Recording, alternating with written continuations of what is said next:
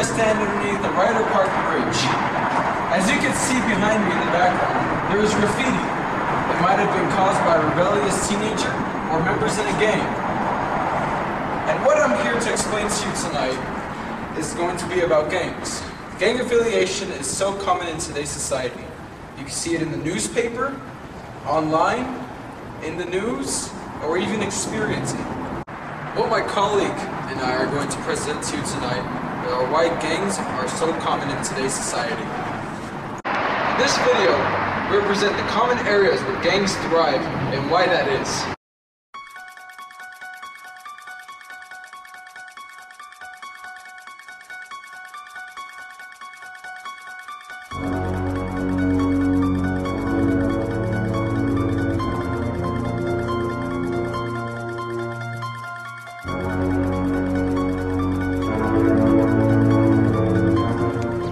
Gangs and gang violence has been reported to be around since the early 1800s here in the United States. Historically, gangs in the United States can date back as early as the 1820s, which were created by immigrants that were mistreated by colonists, were forced to live in low socioeconomic areas, not being paid enough, and being discriminated. Abuse was everywhere, and finally, as a result, mainly young adults and teenagers started creating gangs. Organized crime is becoming more common, murders and also petty thefts. Throughout the world, many countries, states, and leaders have tried to resolve this issue of gangs. Gangs are everywhere in the world today and are growing, spreading rapidly throughout the world.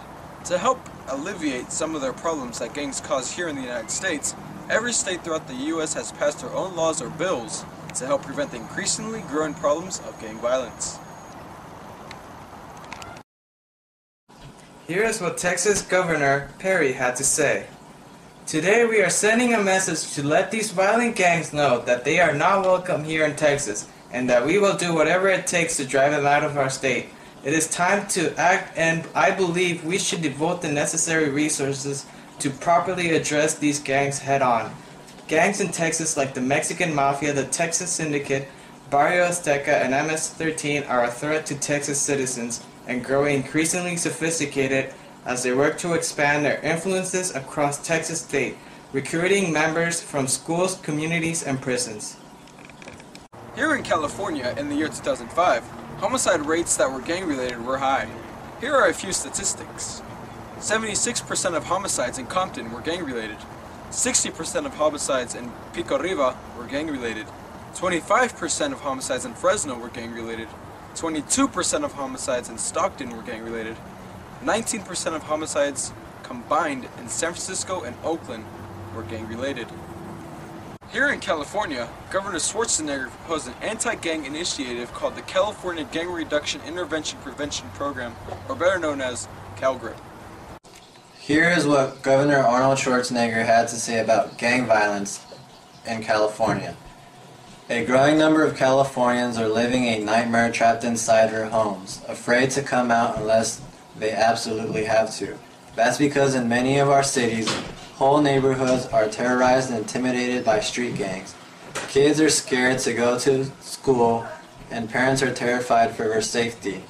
He also continued to say, "So today I am announcing a coordinated, multifaceted anti-gang initiative that focuses on these strategies everyone agrees to work best: suppression, intervention, and prevention." Other world leaders have tried to reduce gang violence. Here is what the president of El Salvador, Tony Saca, had to say. In relation to the violence and the security of citizens, which is a big concern of most Salvadorians, it said that organized crime and delinquencies of gangs must be exiled from our society. He continued to say, "We are going to apply the super firm hand to the delinquents to justice," he said, and at the same time affirmed that we will have our hand extended to rescue and rehabilitate those who want to become part of our society. Despite these efforts, we still see gang violence today.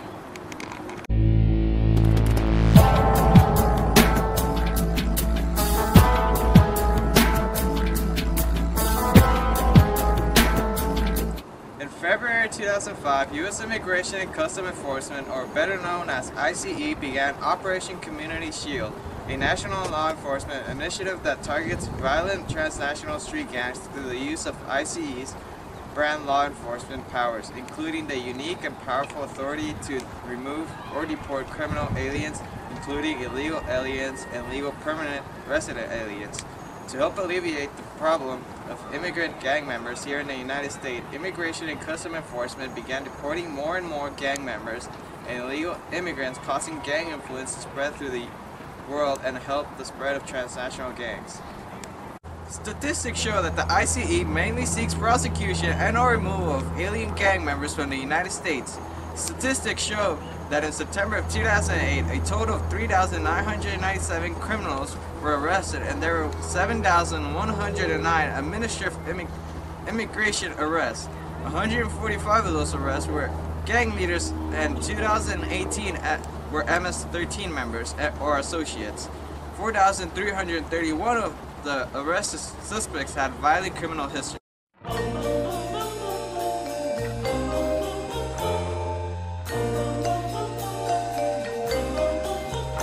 Mr. Sandman, bring me a dream. Make her the cutest that I've ever seen. Give her 2 lips.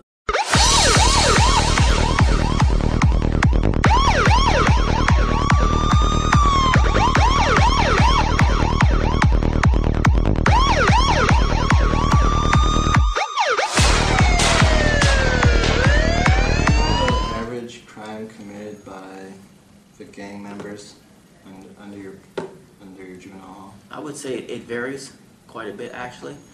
You might get a group of kids that come in on a probation violation because their probation orders state that they are not to be around any gang members, and they may be in a location where they're all hanging out, maybe drinking or smoking.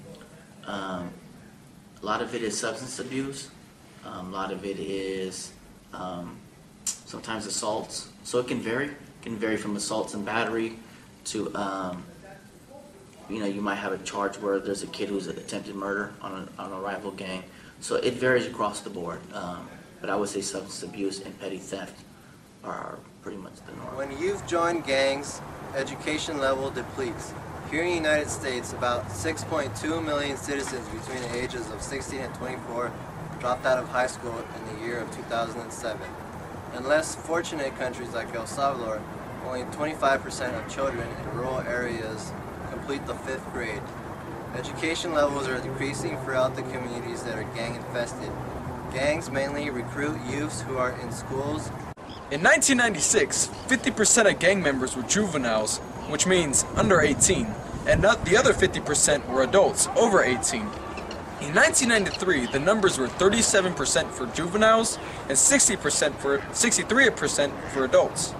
In 1999, respondents reported that 47% of gang members were Hispanic, 31% were African American, 13% were white, 7% were Asian, and 2% were other.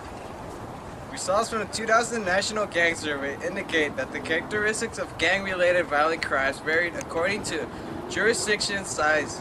More than half of the large areas reported that the majority of their gang-related violent crime was committed against members of other gangs, whereas more than half of the smaller areas reported that the majority of their gang-related violent crime was committed against individuals not involved in gangs. More than half of all agencies reported that individual members acting alone or with a few other gang members committed the majority of the gang-related violent crimes. Gang members returning from prison were reported to have affected local gang problems in a large number of areas. 84% of respondents reported at least one occurrence in which one or more gang members used a firearm, and an assault crime. 60% of respondents reported that an individual gang member